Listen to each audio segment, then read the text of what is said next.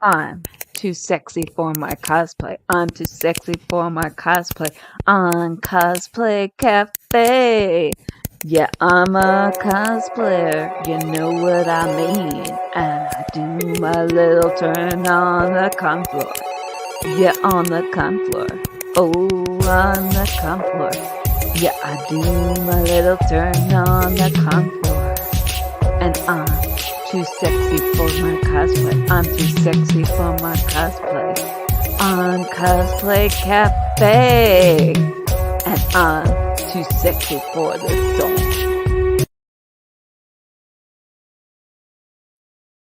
Welcome, welcome.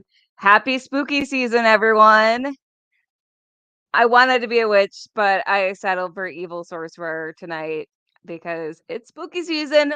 Finally, doesn't feel like it. It's like 80 degrees out here. But you know what? We make do. We pretend. So, tonight's episode, we're kicking off October with supervillainy with one of the most dastardly cosplayers I know.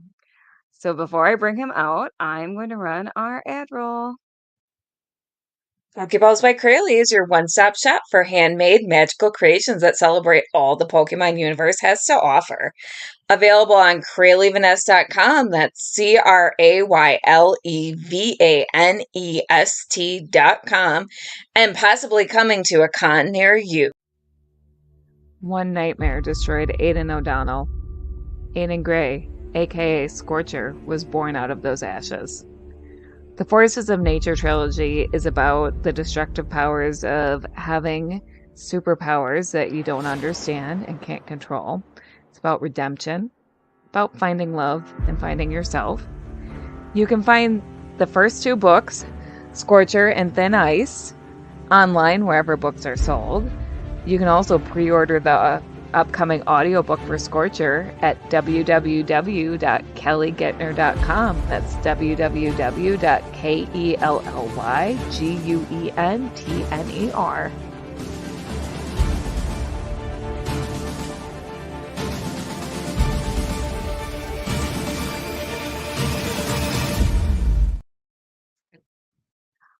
All right. Welcome back, everyone, after the ads. Hopefully you just watched them and didn't take a quick commercial break. So tonight's guest is one of my dear friends. He is the narrator for my upcoming audiobook. A little plug there. I'll tell you more about that later. He is extremely talented in everything he does. He is a writer also. He's a cosplayer. He's, again, a voice actor. You need to check out his Instagram because he's doing voiceover. The one, the only, Chris Jowers, aka Mr. J. Never Welcome. make me wait. I am not a waiter. I am a doer, and I like to do things. That sounds dangerous. Well, I'm not boring, I'll say that. You look fantastic. You look absolutely amazing. I know Cersei personally, and you are bringing it. Mwah! Left. Why, thank you. Thank you. As do you. Well, I try.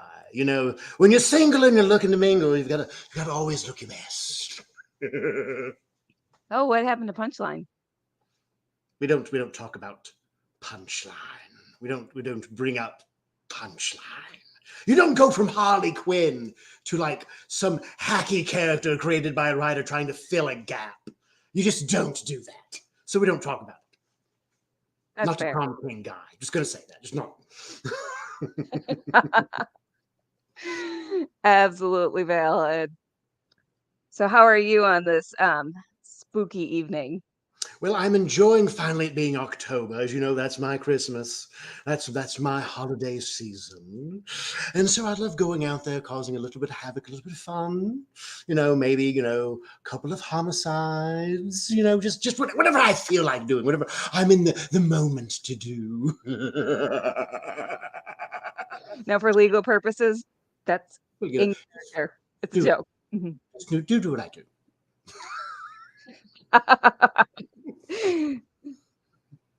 So, you think you might let me talk to Chris? God, hold on a moment. Hold on. Let me get. Find your inner sexy.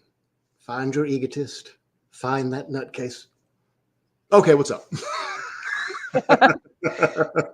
Well, first of all, Ryan Permisson says, "Hey, you guys, ladies and gentlemen, let's broaden our minds." Lawrence. Hey, Ryan. So, Chris, why don't you tell the... Throw back to 89 right there. Gotta love it.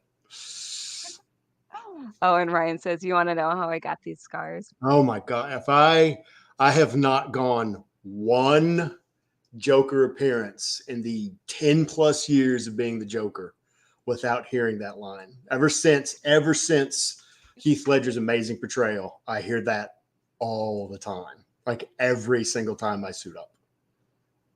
I mean, valid. He left a mark on the character. Oh, I mean, Do you have a favorite Joker aside from yourself, of course? Well, I mean, Hamill's the GOAT.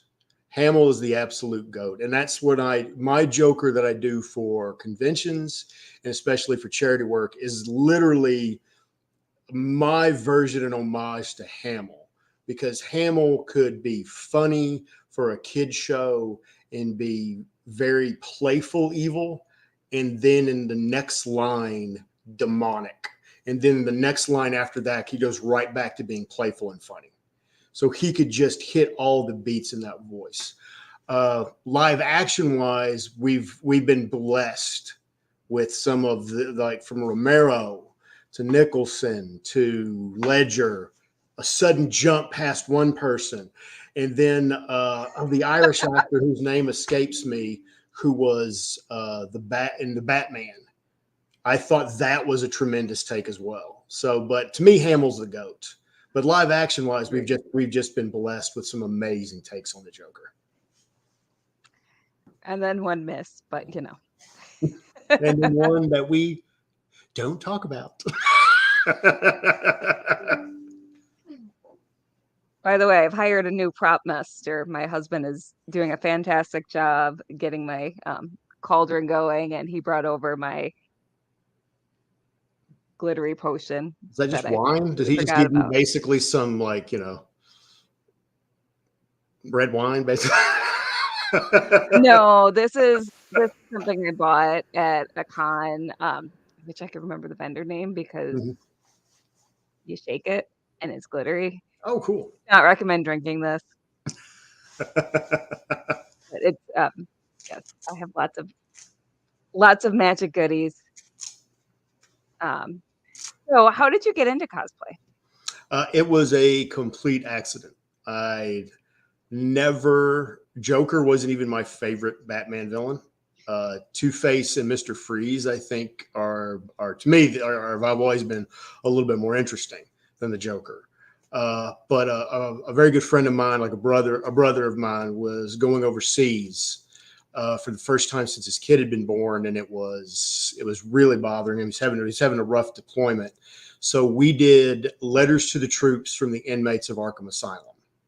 So I voiced the Joker, Bane, and Killer Croc, and then his continuous friends, and then the family, who were just regular people, most of which had never acted before, read all of the different Rogues Gallery parts.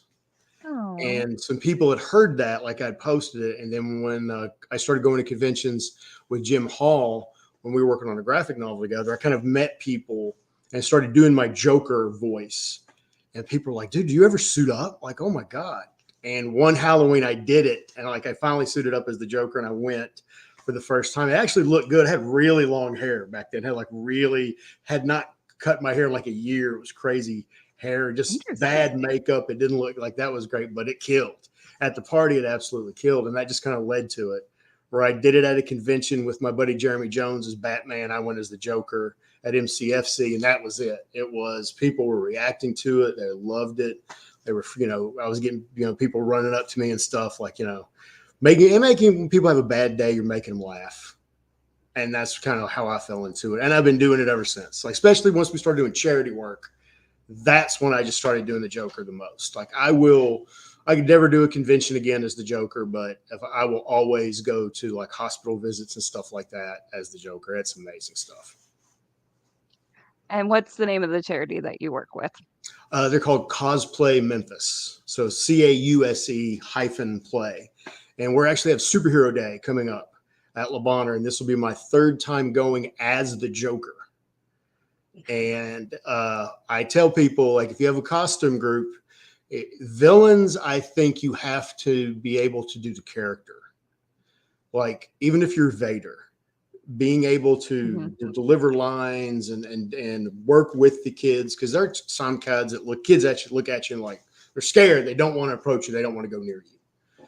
But it's up to the individual to be like, okay, I'm going to leave that person alone. I'm not going to go over there, or I'm going to be making fun of myself. I'm going to, taking shots at myself to make them feel better.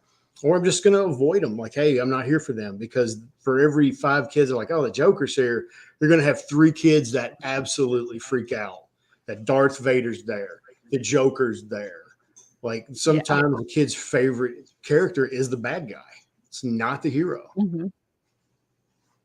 Especially, I find the kids going through such scary things, like they really kind of gravitate towards the darker characters, because those characters aren't so scary when you're going through something life-threatening. Like, and for me, it's like if you can embody the character, if you're not just a person in a suit, but like I've got some friends of mine like John Scanlon and James Fike, Andrea Starnes, Jordan. They do the character while suited up. So they'll answer questions as Spider-Man. They'll answer questions as Agent Carter would. And it helps bring them into a fantasy and get them out of that reality. And I think with villains, it's even more so, because villains are usually the more dynamic character. They're the more interesting character. They're usually funnier than the hero, or they say the more interesting things than the hero does. Especially the Joker, it's just Batman sucks. He's like a Dollar General Store Moon Knight. It's just terrible. Like, if you ordered Daredevil off of Wish, Batman would show up at your house. Let's just gonna call it what it is. there was a meme going around about how Batman and Daredevil should really switch names, because, like, Daredevil uses his sonar. Yeah. And, Yeah, but he's like has the bat senses. Yeah. And just there's a whole bunch of other reasons that were very funny that are escaping me right now. But yeah, Batman's very dour and just serious, and Joker's the opposite of that. He's fun when he's not killing people. And that's the beauty of the Joker, is that you can have a completely goofy Joker like Cesar Romero. Like, everybody, Cesar Romero is very, very clownish. The very first time you see him face off with Batman, he's choking Batman up against a wall, though. So there's seriousness. Or you can take it the Ledger way, where he's making jokes, but the people in the theater, not everyone's laughing at the jokes. Only the people who have a dark sense of humor, when he rams that guy's head in the pencil and he goes, it's God, like that. My brother and I died laughing. We were the only people in the theater laughing. His fiance at the time was looking at us like, what the hell is wrong with y'all? You're like, I don't have time to explain so many things. Oh, we weren't going to. But that's why I like that. You can just, the character, they can take it anywhere. And unfortunately, they can also take it to some bad renditions that are not the Joker, when he's too serious and he isn't funny, or he doesn't find himself funny. There's not that dark sense of humor to connect with that audience that enjoys that darker entertainment. I find that that's not a good Joker. And Gotham did it. They had a great Joker in the young man that was portraying him at first. And then he sort of became like this kind of humorless Joker. And it was like, you had all that talent. He was nailing it on a show I didn't really like. He was killing it. And I still think to this day, they should give that guy a shot. They should really give him a shot to take the reins. Because it's not his fault. He was written and directed to that way. Yeah. Unfortunately, that's the case with actors. It's like, oh, well, wait a minute. You sucked at that. You told me to do it this way. And I've done some voice work where the director was like, well, I didn't like that. And I was like, well, this is exactly what you told me to do. I told you it Yep. wasn't going to work. You wanted me to do a character voice. And so this kind of character part. And it went over like a fart in church. It just didn't work at all. Yep, basically. And that's the reason why some actors can win both a Razzie and an Oscar in the same year for two different movies. Mm-hmm. That's very true. That is very, very true. Um, so we have a lot of comments already, but I want to put this one up. So Missy Pierce, Andrea's sister, says, so proud of the Mhm. work that Cosplay Memphis does and that my sister is part of such a fantastic group. We are so proud of Andrea, who obviously is not on the Tuesday Mhm. show. Because she's busy Tuesday nights, but she's always on the Friday show. So if you all miss her, catch the Friday show And every third Friday. she is wonderful at events. She is She's true. amazing. She suits up. She is the character. She's connecting with the kids, and she is portraying a hero. And I know that she's shown up when she's had a bad day. And that's the main thing about charity work. Cosplay really is for everybody. You want to be Daredevil, be Daredevil. You want to be Goku, be Goku. But when you do charity events, you have to be able to take yourself out of the equation. Yep. I love being the Joker. There are certain charities that do not want the Joker there, and I do not get bothered by it. It does not. I don't get mad about it. I completely understand why. I would not suit up for certain heroes because I could not. I feel that I couldn't take that kid out of reality by my appearance as that character, and Right. that's not a body issue or anything like that. It's got to take yourself out of the equation when it comes to charity. Can you, especially when you're doing children's hospital visits, is what I think. Like, is your costume awesome? Is it literally going to help them break reality? Is it great? Then suit up and do it. If it's about you, then don't do it. If you're going to make it about Right. yourself, don't do it. Right. And I want to say hi to Carl real quick. Carl says he can't stay, but he'll rewatch later. He's dropping his leg and running. Love you, Carl. Um, but yes, I agree 100%. Like charity work is absolutely, it's not about you. And I still feel like when I do charity work, I feel like I get a lot at the end of the day, but it's not because I'm putting myself first. It's because Mm-hmm. it's rewarding. It's amazingly rewarding. Like the most fun I've had being the Joker has never been at a convention. It's either been doing charity work or walking to the venue from the hotel in full makeup and gear and just interacting with normal people. To me, that's the most fun you're going to have in a suited up. That's the most fun you're going to have. I agree. So do you have a story, like a favorite story that you want to share about About being the Joker? about being the Joker? Uh, I know that's I have hard. a couple. One was actually meeting Kevin Conroy. I was very lucky to be able to go to a convention to meet Kevin Conroy before his passing. And if anyone doesn't know who that is, I'm talking about the man who has voiced Batman for well over 20 years, from video games to animated films to, I mean, everything. The man was Batman. And I realized that I was probably going to be the 20 billionth Joker to show it at his table to make him try to get him to laugh. So I was like, I usually don't get nervous when I'm the Joker, but I was like, all right, I've got to get my A game. So I go up to the table. I'm in full character. Again, there's kids around, so I'm sticking into character. My buddy Jeremy's there getting ready to take the picture and all that. And he's like, so I guess you're, a fan of the show.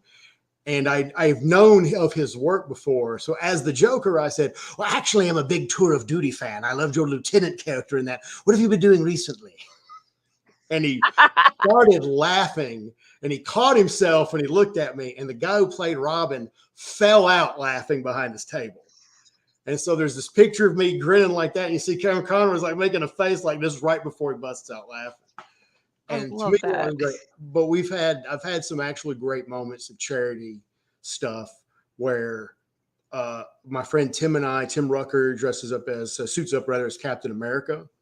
And we did, this was before COVID, so we could do room visits. We could actually go into the hospital rooms where kids were recovering or they were waiting for treatment. and we were doing the floor, I would like Tim go first, and I'll laugh in the hallway. And if the kid reacts like, "What is that?" then the nurse can give me a sign, and I won't go in that room. So, and luckily, it never happened. This one girl, Tim, we went in there first as Captain America's talking to the family, and he told me the second you started laughing, she sat up straight, huge grin. Is the Joker here? Is the Joker coming in here? Oh And my they had seen, gosh. we had done a little stuff on the television show in Le Bonheur, like in the morning. So they had seen me as the Joker on TV. And when I came in and I was insulting her family, she's amazing, she's wonderful. Her dad dresses like old graph paper, like I'm just just roasting the family. That she was laughing and they said, "Hey, do you want to get a picture with these guys?" And she jumps out of bed, and the mother Oh, just like freezes, just kind of like takes a step back because she'd been so lethargic and so kind of down that everything was kind of like she just I just don't want to get out of bed. And now she's literally like pulling her IV thing with her to come get a picture with Captain America and the Joker. So those are my two that are just like one's convention, but the other one, I love Kevin Conroy to death, but that story will always be the one that's like the number one for me. I love that so much. That's incredible. I just that's why you love doing it. That's why you love doing it. Kids just, oh, they make it all worth it. Like all the hours you spend putting together the costume, Unless you're putting the teething. makeup on. So, Ryan has a question for you. Hmm. Favorite Batman movie, comic, series, go. So, Hmm. Let me see. Favorite Batman movie. Uh, when I talk about closest to the character of Batman that I enjoyed was Batman Begins because of the no kill rule. Both of the other, outside of the latest Batman with Robert Pattinson, Michael Keaton's Batman killed, and Ben Affleck's Batman killed. I don't like that because if Batman is doing that, which you can sell me that story, the Joker has to be the first person he kills, without a doubt. yes. That should be what makes him choose to take life. I thought that the Batman Begins to me was just a way of like solidifying the story, getting right into it, and the way he fought was like an animal, like that was the whole thing. But to me, they really haven't had the quintessential Batman yet because every Batman ends up being Iron Man. The suit is more the hero. He's walking through gunfire. He has more. It's always about the gadgets and the tech, and not about the man inside the suit. The sharp mind. The Mhm. It's all about justice. I want to see him fighting crime. I want to see him fighting police corruption. I want to see him fighting corporations.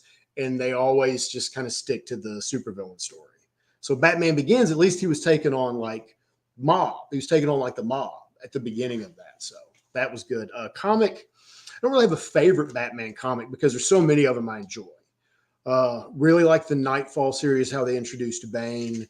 There were some terrific versions of Batman that were in the Justice League run back in the early 2000s, late 90s that they did. They did a No Man's Land. Actually, I'd say No Man's Land is up there. And the Greg Rucka Man's Land novel, if is you've never read amazing. it, do yourself a favor.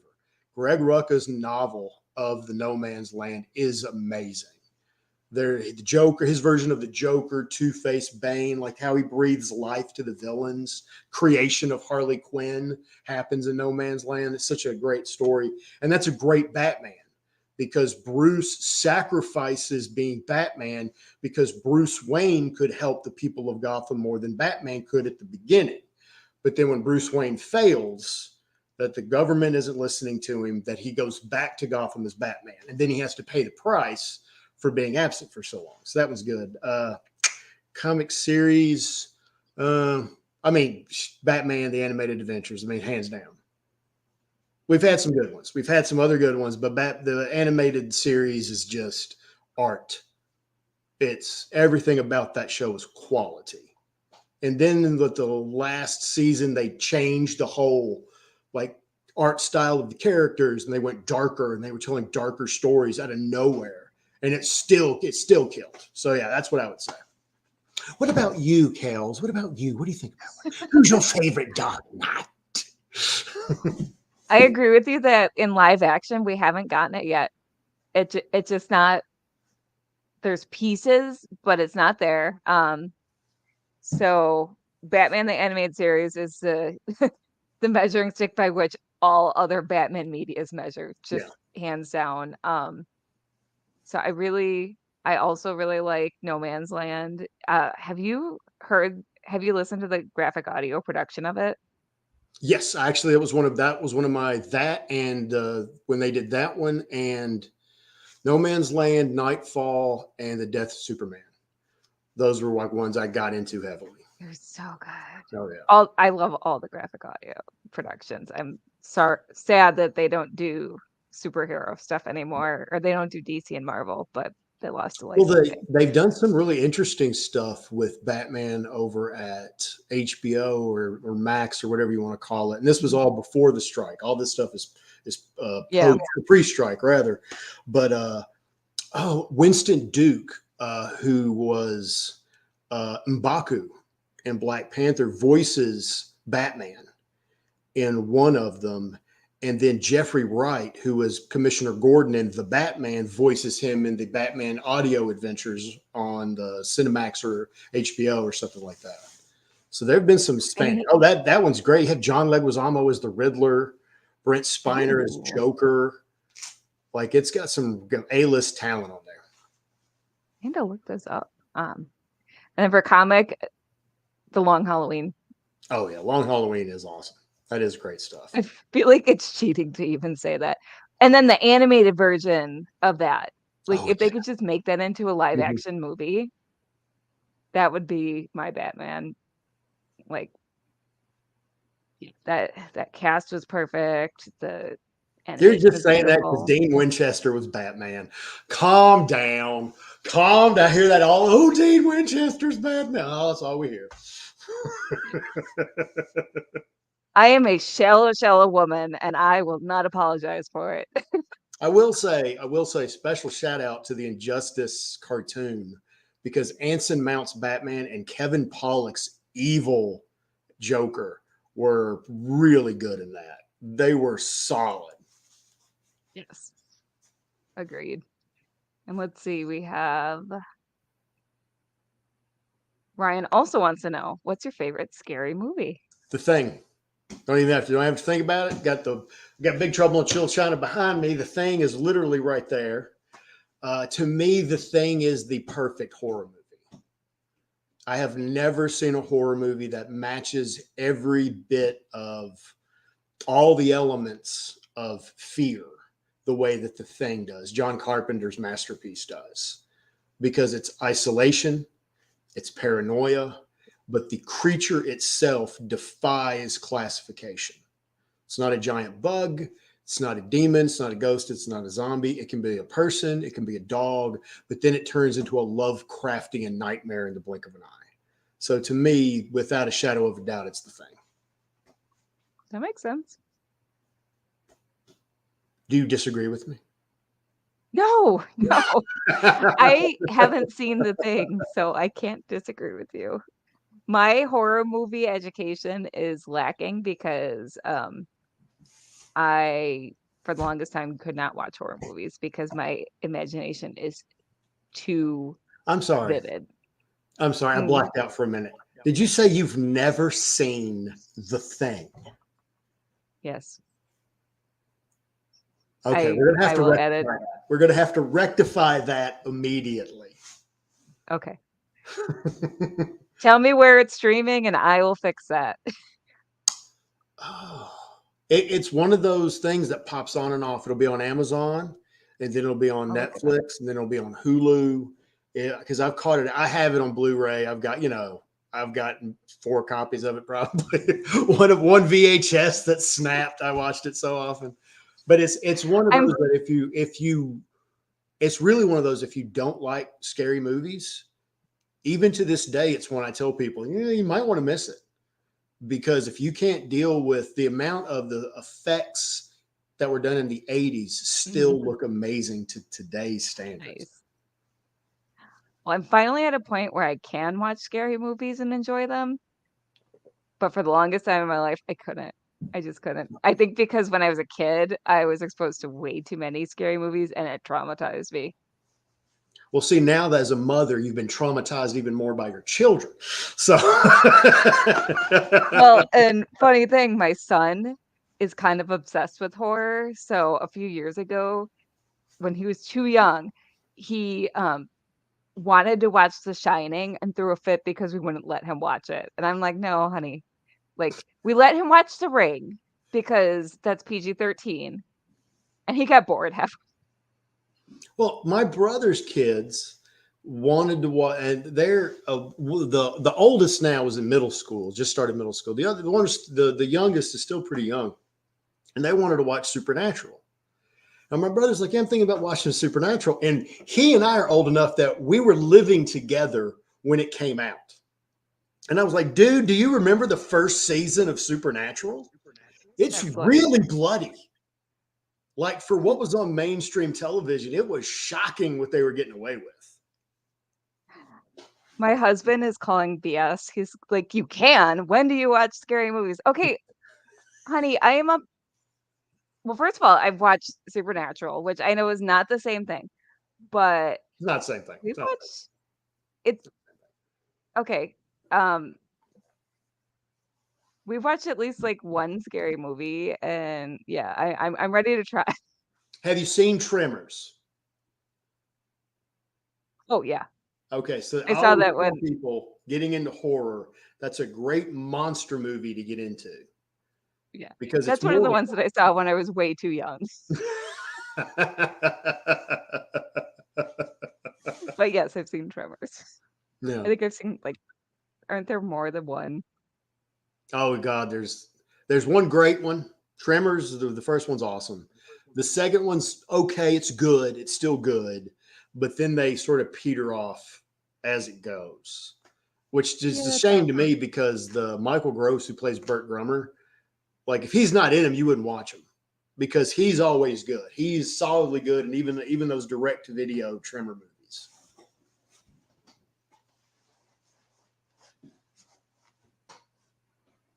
so sorry.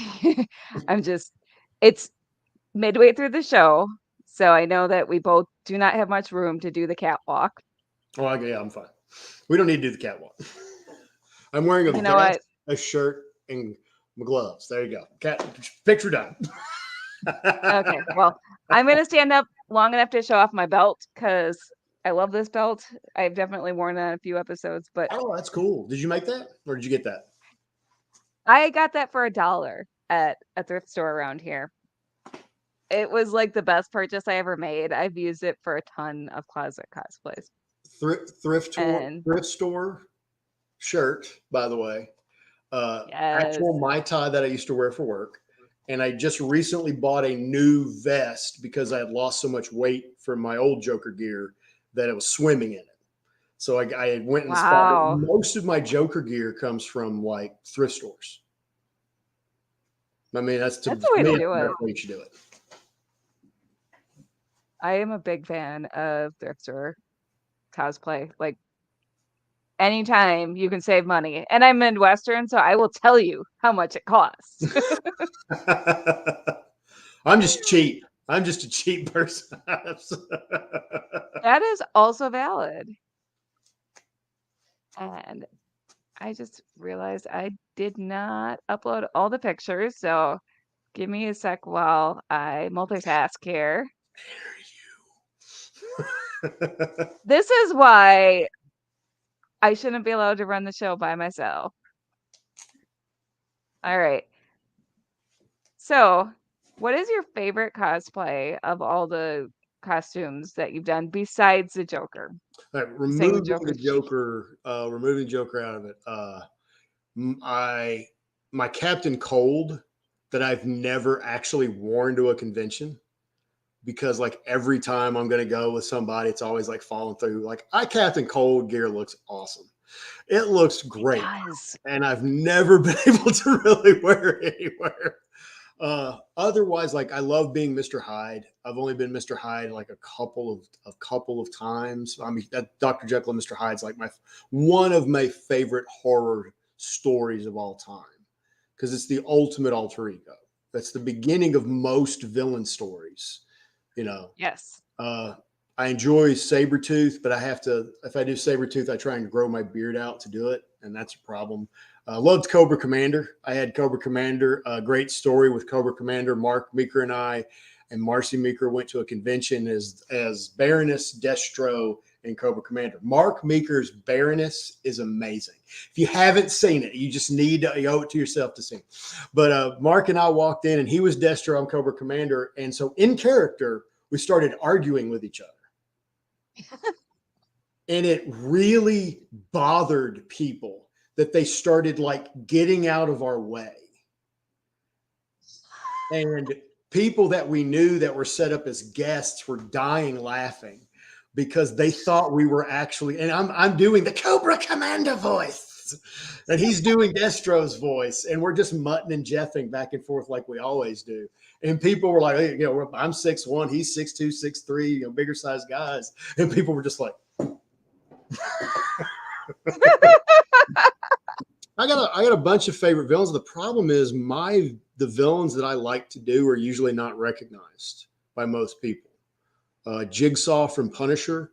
I have a really good Jigsaw, and it's even better now because I've done makeup tests. I've just never filmed and did it myself. But the one time I did it at a con, 2 people knew who I was. Everyone else just left me alone. Like they were like, "Oh God."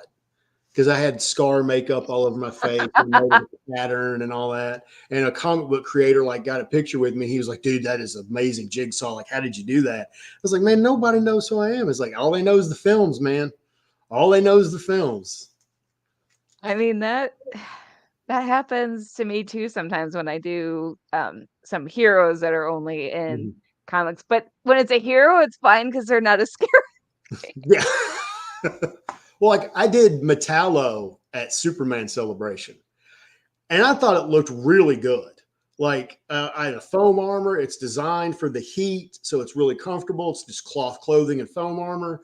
And I suited up once. The first time I did it, didn't get a big response. I updated everything. I did it again, and it was like, it's Superman, it's Metropolis. It's like 5 people recognized Metallo. What? And I was just like, I don't get this. But anything that had been on the Supergirl or the TV shows or the films, people got. And I was just like, dude, I'm on Metallo, for God's sake. It was the arch enemy of Superman. What the hell's going on here?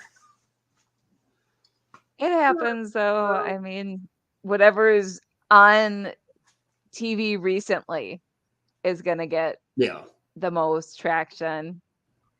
But the nice thing about those lesser known characters is the people who do recognize you usually get really excited because they haven't seen as many people cosplaying. I did Lobster Johnson from Hellboy at a convention. And I walked in and people were just looking at me. Nobody knew who I was. And as I was going to get checked in, my friend Emily, who I met there, was doing Hellboy. And she looked at me and she said she froze because she couldn't believe someone was doing Lobster Johnson. And so in the con, she grabs me and goes, I got someone you need to meet, and drags me over to Doug Jones's table. Abe Sapien. And I'm sitting there like, oh, I don't know. And people in line, though, for him are like, oh my God, it's Hellboy and Lobster Johnson. And he is magic with all his people. Like his fans, he's magic. He turns around and sees her, goes, oh, hey, Emily, knew her. And then looks at me and he gets up. Oh, my goodness. Lobster effing Johnson. He comes around the thing, gets pictures with us, gives me the big mwah, mwah, like the side kisses, which I was like that. Then he told me to go see Ron Perlman, who was there. He goes, you got to go see Ron. He'll freak out, man. Like, he'll freak out if he sees you. But this was the Sons of Anarchy reunion, so Ron's line was about 400 deep. So I believe it. Go see him. But again, I feel like maybe next time. Nobody knows who Lobster Johnson is. Nobody knows. And I love that character. And I got to say, not toot my own horn, knock on wood here, but my Lobster Johnson costume looks pretty wicked. But nobody. Your costume looks great. Which segue, let's show off your pictures. Oh, yay. And if you just want to talk a little bit about each one as I put them on the screen. So this is the Cobra Commander. My buddy Mark got me the hood, and that chest piece I've used for a number of things. You just can't see the Cobra symbol right there. And this was with I think this was MCFC or Mid South Con, where they had a photographer buddy of theirs take pictures of us in our Cobra gear. And to me, that's like the best shot of the Cobra Commander because that looks great. They really did a good. The guy was talented. He nailed that shot. That is Brian Huff's shot right there of us at Selmer when we went to the Selmer. Oh, the name of the for some reason it basically it's a center that helps victims of child abuse, and so they have like a big superhero day, and I went as the Joker. We had an absolutely wonderful time there. But most of that you can see that's all thrift store gear right there. Nice. That jacket that I got there is all thrift store shopped. Oh wow, that's a good find.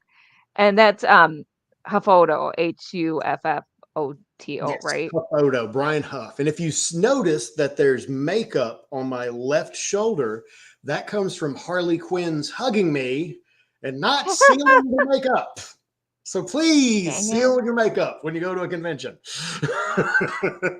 For real. And this was a Mr. Hyde shoot that my friend Megan Jones, they were my buddy Dijon, who does Shadow Entertainment, was doing. He's a photographer, does shots in Nashville, does convention work too now. And they were doing a big photo shoot. And she asked me, like, "Hey, do you want to come?" Because it was the studio was near my house. She goes, "You can bring your Mr. Hyde." And she was doing a succubus, like a succubus outfit. And I said, "We'll do this. I'll do Dr. Jekyll, and then I'll become Mr. Hyde, and you'll be like the demon on my shoulder, whispering in my ear." And so that's the Mr. Hyde. I tell people contacts can make a costume. So those white lensed contacts, for some reason, work so good for Mr. Hyde. Yeah. They really and it's nothing but contacts, thrift store clothing, stage blood. And if you can't, I don't know if you can see it, but you can. I got tusk teeth coming up. So all my canines are elongated with little appliances I put in there. And by the way, get some good stage blood. Get some good stage blood. The stuff I think is Ben Nye or Backstage. It was a theater supply in Memphis. I got it from.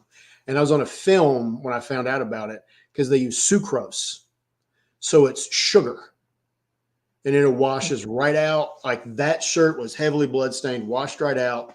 But also if you get it in your mouth, you're just like, just sugar. You're fine. Yum. Oh, there's me again. Joker really is the most fun I get to have, though. It's almost like a therapy session. Really, just because if I show up, I just stay in character. So this is a bit of my Sabretooth costume. My long coat, those claws are from Dark Matter Props.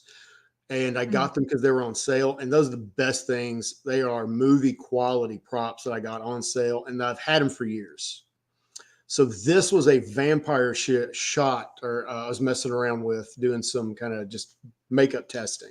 Can't really see the fangs. But it blew up on social media a little bit. I got some traction off of it, but I got some inappropriate comments from the Dracula Vampire Masquerade people, but I appreciated it. I appreciated those comments. You're not here to kink shame, right? Oh, no, we don't kink shame. We don't kink. Joker does not kink shame. And this was another Brian Huff one that we did, and this was my suit for Bluff City Batman. So this version of the Joker has been caught by Arkham. And Wayne Industries, the good people at Wayne Industries, have put a chip in his head that controls his behavior. So I was there cleaning the car, entertaining the crowd, being nice. And they'd give me, I had little remotes. They could give me shock treatments for people and make me sing and dance. Did a few song and dance numbers while I was there to Harley, who did not appreciate the music, by the way.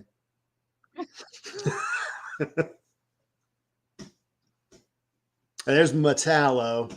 Like, it didn't have a really great close up one, but I love that Metallo gear. That's I such a good costume.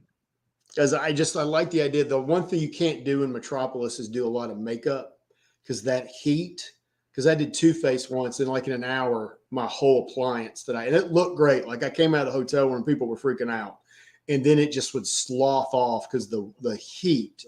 And a lot of people don't get that. It's gross. That anything you put on your face, like latex, it's not going to last. So both Ledger and Nicholson had makeup artists that every 4 minutes, 5 minutes, all right, cut, someone would run in and reapply the scars to their faces because your lips, your mouth, the skin around your mouth will just work appliances off of you. So that's why in Star Trek and stuff, they'll wear complete hoods. And their mouth will be cut out, but that'll be a complete silicone thing goes around. So I just don't wear anything on the face at Metropolis. It's just way too uncomfortable. Agreed. And then I'm going to go through the viewer submission.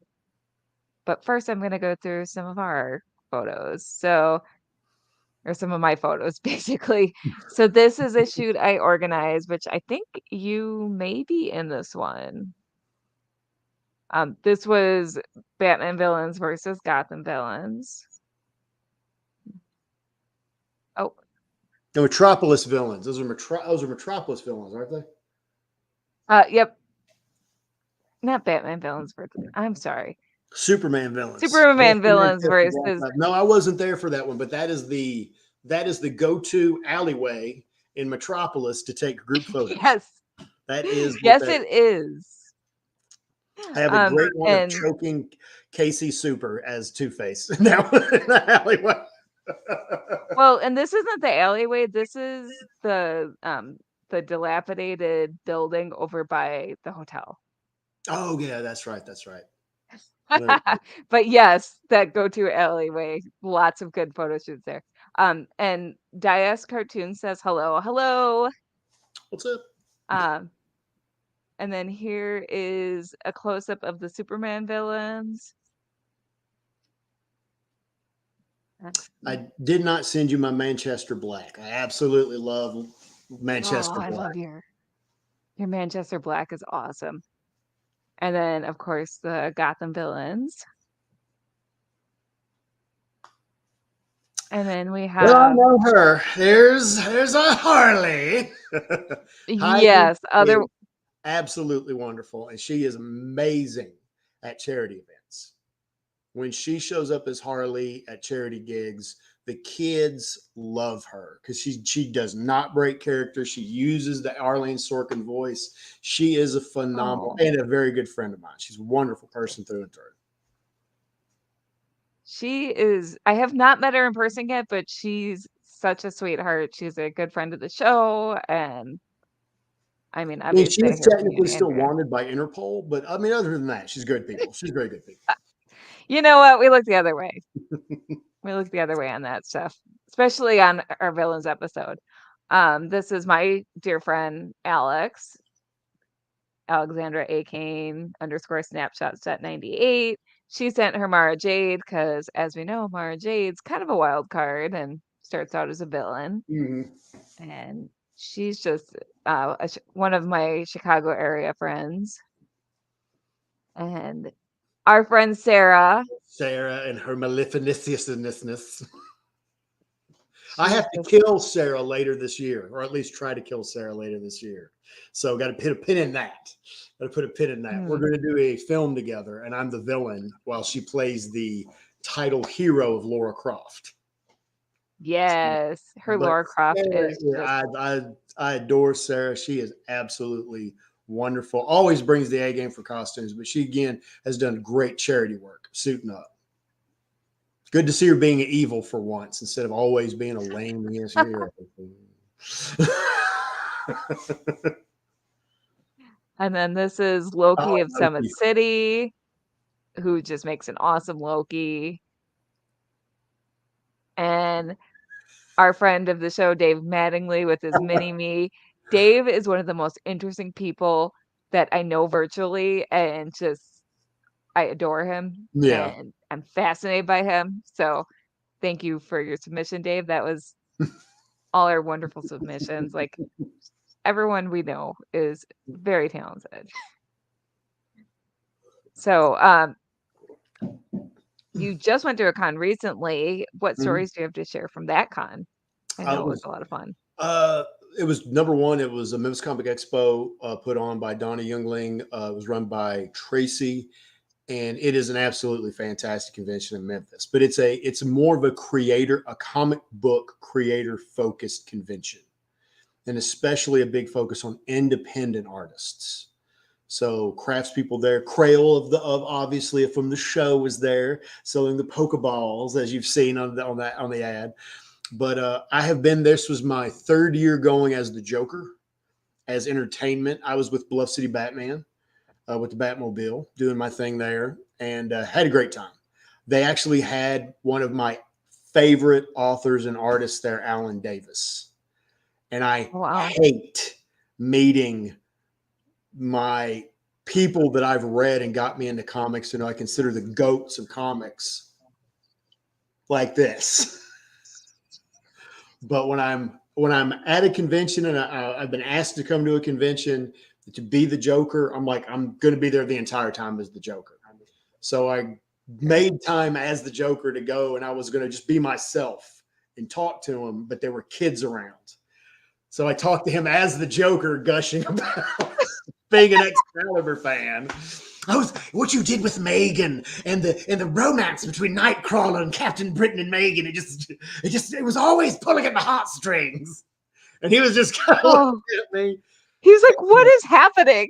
But the guy who was with him knew of me and was like, oh, this is the guy. He's here at the convention. He's the Joker that's here. And I was like, by the way, if anyone messes with you, just let me know. I've got a wood chipper always warmed out outside. And he double taked, and he kind of chuckled. He's a very kind of straightforward British gentleman. So gave me the fist bump. Oh, I got my sketchbook signed, but then I found out later he was talking to the staff about me. That Joker guy's pretty funny. He was going to put somebody in a wood chipper for me. But there were just so many great interactions there. People at Fanboy Entertainment were hilarious to hang out with. The Mandalorian Mercs, the Basuljic clan, the 501st, my Star Wars family. Absolutely amazing, wonderful people that do a great job. I look forward to seeing them every time we do anything. If I see them there, I know I'm going to have a great time. A lot of my friends were there, setting up, selling, and vending, and just entertaining the crowd. Did some music, did some song and dance numbers, which you can find on videos of me doing it. So. Yes. And Heidi Curtis Smith says we'll meet up soon. I agree. I hope so. Didn't say anything about me. Hateful. Absolutely. Speaking of videos, I'm going to play this little video that Crayleigh got of you. Hey, Mr. J. Yeah. What are you doing in January? Oh, I've got a number of things lined up. I'm going to go to Condoc, see my buddy Teth Adam. Then I'm going to go by Apocalypse, hang out with Darkseid. And then I'm going to be part of the Multiverse fundraiser, where we're going to be raising charity for comic books for kids. These kids need to know how to be in the Legion of Doom the right way, and only comic books can teach them that way. So make sure you check all your social media platforms for just when to sign up and tune in. And we're going to have fun.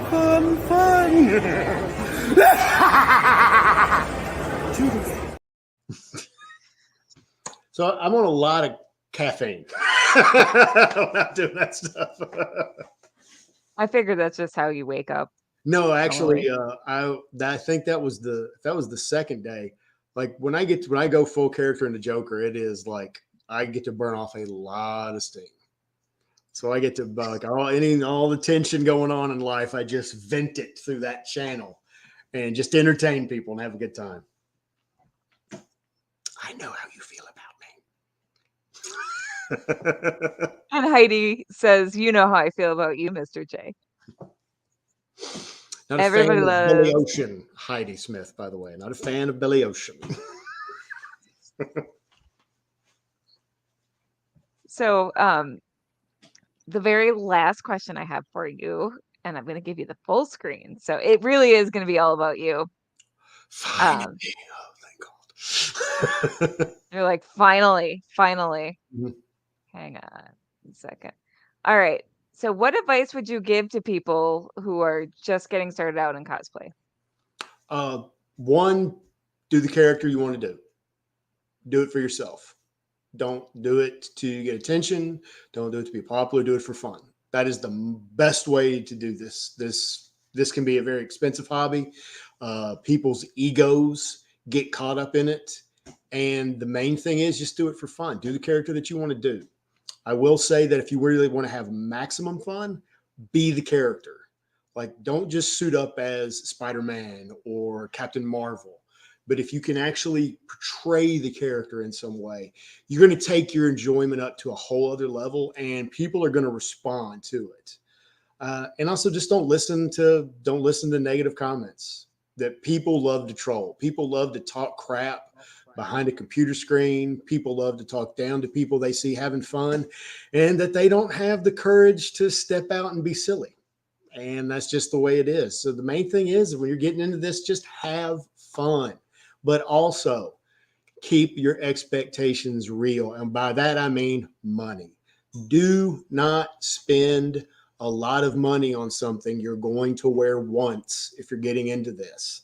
I know people that have great jobs, they've got great lives, and they can afford to be Dr. Doom one time, then they can sell it, buy a new costume. Just go break into it without breaking the bank. You don't want to get into debt over what should just be a fun hobby. Okay. That's the main thing. Have fun with this. That is excellent advice. Thank you. I'm a very wise person. Yes, you are. Slightly homicidal. Only slightly, Just a hopefully. twinge. So, what else are you involved in? What can you tell people about all the creative projects you've got cooking? Because you've got a lot.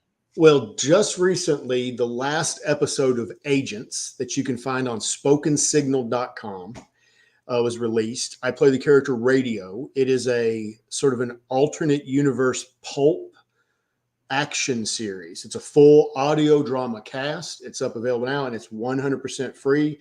It is directed and written by Robert Arnold, who was the creator of Chatterbox Audio Theater, and he's the guy that got me into voice acting. He's the guy that saw in me the talent and pushed me. He's directed me. If this guy wanted me to be the third toucan in the Jungle Book, I'd be the third toucan, and I'd just sell that part.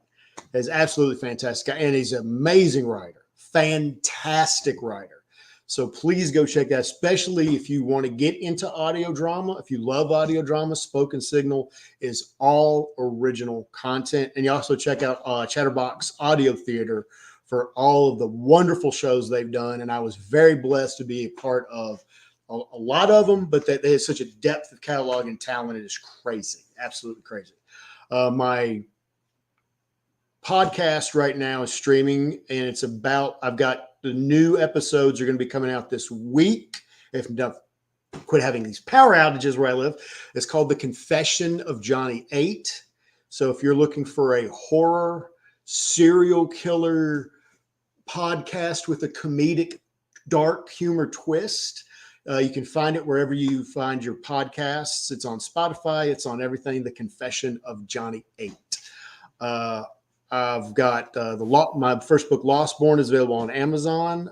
You can also order my short story collection, Necessary Evil, which I am hoping by the end of this year, beginning of next year, to release the audiobook version.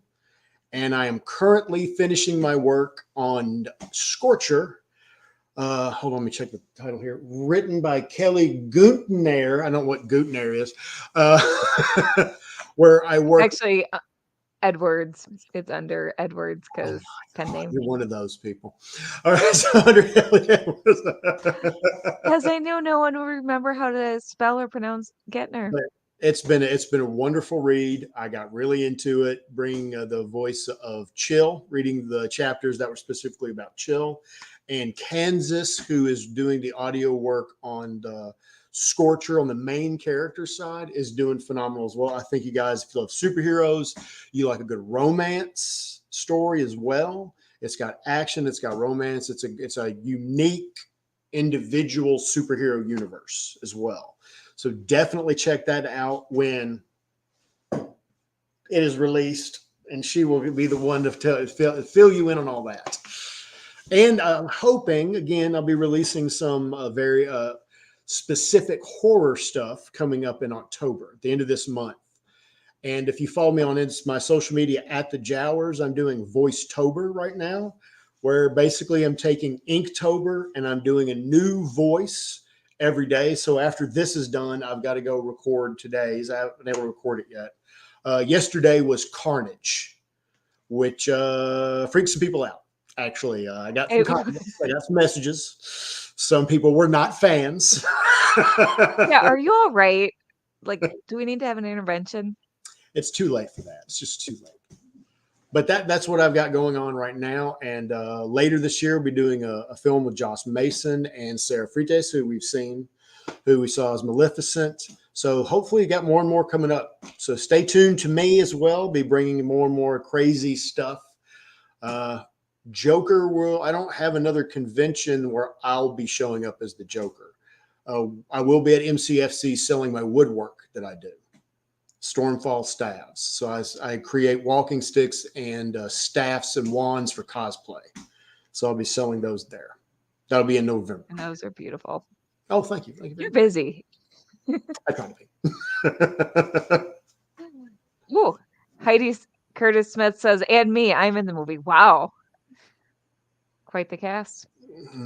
Josh and I are going to talk about that little hiccup. And I put the link up there, but your centralized link is www.chrisjowers.com. Yes, and I'll be updating. That website's getting updated this week too with all my new stuff. Thank you so much. Excellent.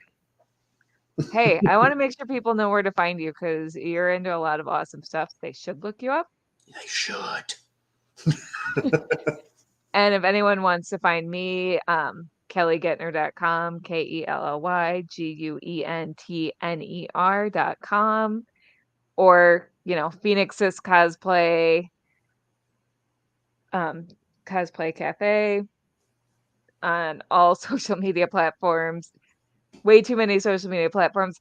Y'all need to stop making social media platforms. Okay. Also, people need to stop tanking them, but that's another conversation for another day. You leave him alone. You leave Elon alone. Hey, I wasn't going to name him, but you know what? So until next time, I hope you all have a very happy week. And I really hope you enjoy your spooky season. Chris, thank you for being here. Thank you for having me on. And I'm going to play our ad from our sponsor. Please consider buying from them for your Halloween costume to support the show. And see you all next time. Cosplay Cafe is sponsored by wildcosplay.com, which is your one-stop shop for quality costumes and cosplay supplies.